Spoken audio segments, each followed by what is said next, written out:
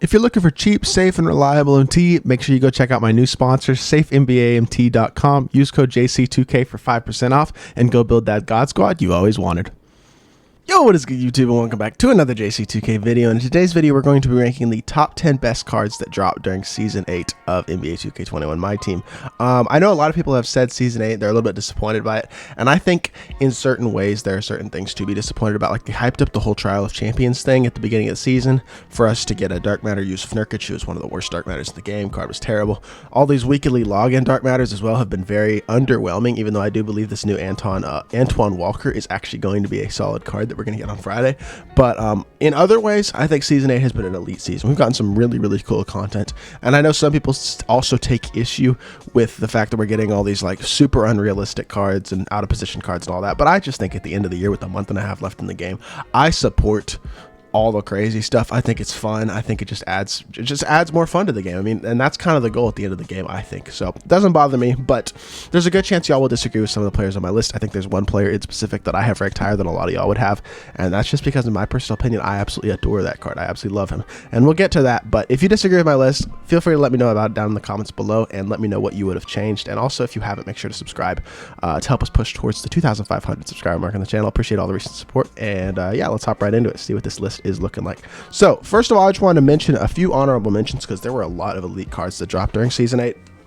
And a couple of those honorable mentions are the Dark Matter Cam Reddish, the Dark Matter James Wiseman that you could get from the Taco Fall challenges, Invincible Giannis, Invincible David Robinson, Point Guard Rudy Gay, Dark Matter Joel Embiid.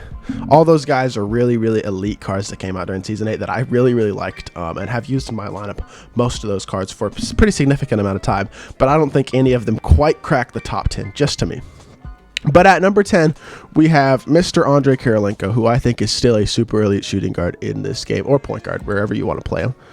He's just great at both positions. But AK 6'9" and 7'4" wingspan, hotspots over 56 hoffs. Looking at badges that he needs, there's not really a single badge that stands out as a badge that you want on Hall of Fame, which is super nice. He's not really missing any of the crucial badges. Defensive stats are incredible. Offensively, he's super good all the way around as well. If you add a speed with ball acceleration, that Grinch to him, it basically boosts him up to an invincible card. In terms of everything that matters, like, he is incredibly good statistically. Also comes with base 98, can play the point guard position or the shooting guard position. He's got great size, great defensive animation, some of the best defensive animations in the game. Also comes with Pro 2, Pro 3 behind the back. Can't curry slide because of his height, but he is just an elite all-around card. Super good on both ends of the court. Really can do it all. Still one of the best cards in the game, in my opinion, but I do think he is only the 10th best card that we got in Season 8. And at number 9, we have the first of two LeBron Jameses in the Team USA LeBron. And I think this LeBron is arguably, for the value, he's better than the other LeBron on this list, but we'll get to that in a second. But that being said, I don't think he's quite as good of a card, but still is super elite. 6'9", 7'4" wingspan, hotspots everywhere, 250. Badges he's missing on Hall of Fame, a badge like Rim Protector would be nice. Maybe Trapper as well would be nice on Hall of Fame. Otherwise, like, there's not really anything, again, crucial on this card. He's borderline GOAT card stats-wise, just slightly lower in the speed, acceleration, speed with the ball. Defensive stats on the interior aren't quite as high. But overall, he's still got 95 plus on pretty much everything that matters. Dante X and base as well makes some of LeBron's release much better. I'm a big fan of LeBron. And he also has the Pro 2, Pro 3 behind the back, Pro 2 between the legs. He's got the perfect dribble sigs. Can't curry because of his weight, but still, he's just a super good all-around card. Really capable of doing it all. One of the best defensive cards in the game as well, because he's got a wide player build. He's got a tall player build. Just a super elite option at the shooting guard or small forward position. I really love this card. I think LeBron is one of the best options in the game, whether it's this LeBron or the other LeBron that I will get to in a second. But at number 7, or number 8, not number 7, we have Kawhi Leonard, who I think is just a smidge better in all likelihood than that LeBron, at the 2 anyway. At the 3, I'd probably take that LeBron. So this is really interchangeable, I think, these two cards. But that being said, I did go with Kawhi because I think his on-ball animations are just... I apologize. His on-ball animations are just so good. He's capable of really doing it all on both ends of the court as well. He has the Ray Allen base, which is one of the best releases in the game with this upper. I think Kawhi's release is one of the best releases in 2K right now. Also, the Pro 2 size up, he can curry slide. He's got massive arms. His wingspan's super long, and you can tell he's got like the long arms, which helps him to play lanes. Pro 3 behind the back as well, and he is able to curry slide, like I mentioned, which is definitely a nice extra attribute for him to have. Hotspots everywhere. Again, looking at badges he's missing, it's really handles for days, and that's about it. But if you find one with handles for days, he's a borderline perfect card. Stats-wise, again, close to a GOAT card in pretty much every area. You got 97s, 95s, 97s, 98s, 99s on all of his major stats. And with those dribble sigs and jump shot, he's one of the best cards in the game. Would be higher if Kawhi was 6'9", he would be a menace, but even at 6'7", he is a massive menace on the court. And then at number 6, we have another guard-ish, well, not guard, another wing in Invincible LeBron James, who's just the other LeBron James, basically the exact same card, just with slightly better stats and a couple more Hall of Fame badges. He has the Hall of Fame Rim Protector, Hall of Fame Trapper that the other LeBron doesn't have. Comes with every single stat. He's an invincible card, not missing a single badge or stat. He's got 98s, 99s everywhere, 97 rebounding. Same release as Super Chicken with the Dante Exum base, one of my favorite bases in the game. Same SIGs. He's the same card, just slightly better on badges and stats. Has a couple things upgraded, and I think that just barely pushes him to that next level at number 7. A super elite option as well. I think personally for the value, the LeBron that I run in my lineup is this LeBron, because I think he's a better value overall, but this Invincible LeBron is definitely a slightly better card just because of those couple things that he comes with that the other LeBron does not come with. And at number 6, we have Hedo Turkoglu, who is arguably the best point guard in the game right now. I put Hedo at number 6 and he over AK because he's got an extra inch in height and he's got a bigger player build. 6'10", 6'11" wingspan. Doesn't have the wingspan of AK, but he does have a bigger player build. Or in terms of height anyway. Hotspots everywhere again. Badges that he's missing, again, I don't see any badges that are important at all. I don't think has the Hall of Fame rim as well. Defensive badge wise, he's super loaded. Honestly, badge wise overall, he's really not missing anything important. Defensively, the stats aren't quite as good, but he still competes at a very high level defensively. Actually, I'm impressed how good his defensive animations are. And in terms of shooting, he's got base 98 like AK, but he's also got the Rudy Gay upper, which I think is one of the better uppers for base 98 in the game. And I just love his jumper. It's one of my favorite jump shots in the game right now. I think it's better than AK's just slightly. Pro 2 size up again, Pro 3 behind the back. Just a super, super good card. I think he's better than AK on the offensive end of the court in terms of his slashing and shooting. AK's better defensively. So for a lot of people, it may be a little bit of a toss-up between who of these cards you want to run if you're considering both running the both at the point guard position. But for me personally, as somebody who loves to 300, loves to dribble with their point guard, I think that Hedo is the better option. I would put him at number 6 of the cards that came out during Season 8 in NBA 2K21 MyTEAM. At number 5, this is the card that I think is going to bother people. I have Invincible Paul George in the top 5 cards that came out in Season 8. I think a lot of people are going to disagree with me, but I adore Paul George's cards this year in 2K, and this card is incredible. He, to me personally, is the best guard in my team right now.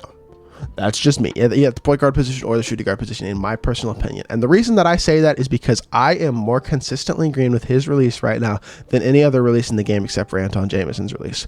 And I'm not using Anton Jamison in my lineup at this point because I think defensively and size-wise he lacks a little bit.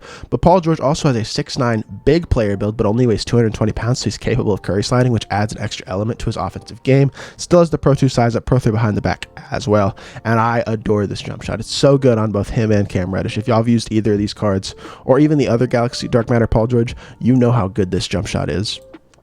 And then statistically, obviously, he's an invincible card. He's not missing anything. Badge wise, again, invincible card. Not missing anything. He's not missing. He has the Hall of Fame Rim Protector, Rebound Chaser, Post Move Lockdown. Just really a elite card in every sense of the word. Not missing anything. Capable of doing everything. He's got elite size at the point guard position and is still able to curry slide, which is a valuable asset for somebody like me who likes to 3-out, especially when he has takeover. At number 4, we have Kareem Abdul-Jabbar, the invincible version. And I think these top 4 are pretty self-explanatory. Kareem as a slasher is just one of the best cards in the game. His slashing animations are really second to none, except for maybe a guy like Yao Ming or Taco Fall. But he's 7'2" and 7'5" wingspan. He's got a massive player build. Hotspots everywhere, 62 hoffs. He's missing badges too. That's the crazy thing about Kareem, is he can get better. I think we're going to get another Kareem, and I think it's going to be a better one who has these Hoff flexible, Hoff green machine, Hoff range extender, Hoff deadeye, Hoff ankle breaker, handles for days, tight handles, badges like that. But Kareem, statistically, he's out of this world, obviously, and his jumper's good. I know this is kind of a weird jumper that not a lot of cards have, but I like his with his upper. It's very consistent to green. Pro 3 behind the back as well helps him to move amazing. But he only has Pro 1. He doesn't have the Pro 2 size up as well, which is kind of weird because most cards in this game. Like the large majority of cards, I think every other card on this list has the Pro 2 size up, and Kareem doesn't, which is weird. But he's so good defensively and as a slasher that it doesn't matter. If you've used Kareem, you know how elite he is on both ends of the court. Just an exceptional option. Any way you want to put it. He's an exceptional card. I love this Kareem card. I think pretty much anybody, almost every single competitive player runs this Kareem card in their lineup. I think he's the third best center in the game right now, and I do believe he is a top 4 card that came out during Season 8. And at number 3, we have Mr. Bol, who I still believe is the best small forward or power forward option in the game right now. Bol is just super glitchy, 7'2" at the 3 with the long wingspan, hotspots everywhere, 65 hops. Again, not missing a single important Hall of Fame badge. Invincible stats, obviously. Brook Lopez release on very quick with this Karl Malone upper is one of the smoother releases. I really like it with this Karl Malone upper. I think it's very consistent, easy to green. I've gotten really good with his jumper at being very consistent with it. Pro 2 size up, Pro 3 behind the back. The Pro 3 behind the back on him is just crazy. He's one of the quickest players off the burst in the game, just moves incredibly with and without the ball.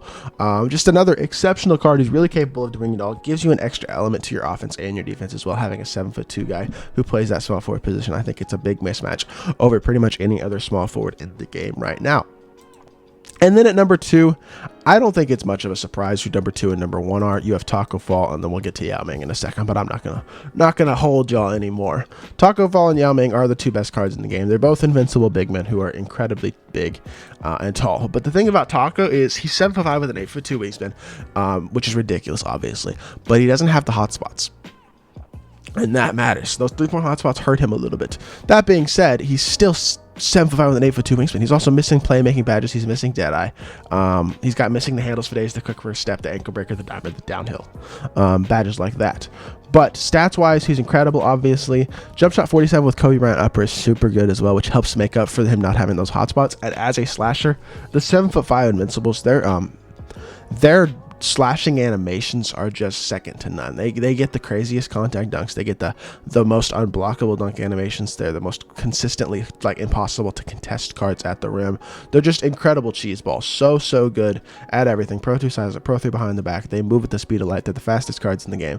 They're just incredible in every which way. And Yao Ming is no different. The thing that separates Yao Ming from Taco Fall though is the fact that he does come with the hotspots. He's got hotspots everywhere. 7'6" with a 7'5" wingspan. So his wingspan's not as good, but he is slightly taller. Doesn't have the same wide player build as Taco either, which I think helps Taco on the defensive end of the court. But on offense, Yao is the better card. He comes with the Hall of Fame quick first step, Hall of Fame dime, or Hall of Fame unpluckable. He comes with the gold ankle breaker. He still needs handles for days, which is definitely a badge you need to add to this card. But besides that, he is so complete in everything. Stats wise, he's incredible as always. No surprise there. And Set Shot 8 isn't as good of a release as Taco Fall's release, but it's one of the better set shots in the game. His release is very easy to consistently green. Pro 2 size up, Pro 3 behind the back as well. And the extra playmaking badges and hotspots definitely help him in terms of hitting whites on Hall of Fame, being able to green consistently from non-hotspot spots. And then his playmaking badges help him as well with that Hall of Fame quick first step to just move even insaner on the offensive end of the court. It is wild how good these cards move and how incredible they are as slashers and attacking the rim. So yeah, this is my list of the top 10 cards that came out in Season 8. Let me know what y'all think. This list is obviously entirely my opinion, and I think people are going to specifically take issue with me putting Paul George top 5, but I just adore this card. So feel free to let me know what you think of my list down in the comments down below. And yeah, I'll be back with more 2K content very, very soon. I appreciate y'all. Peace.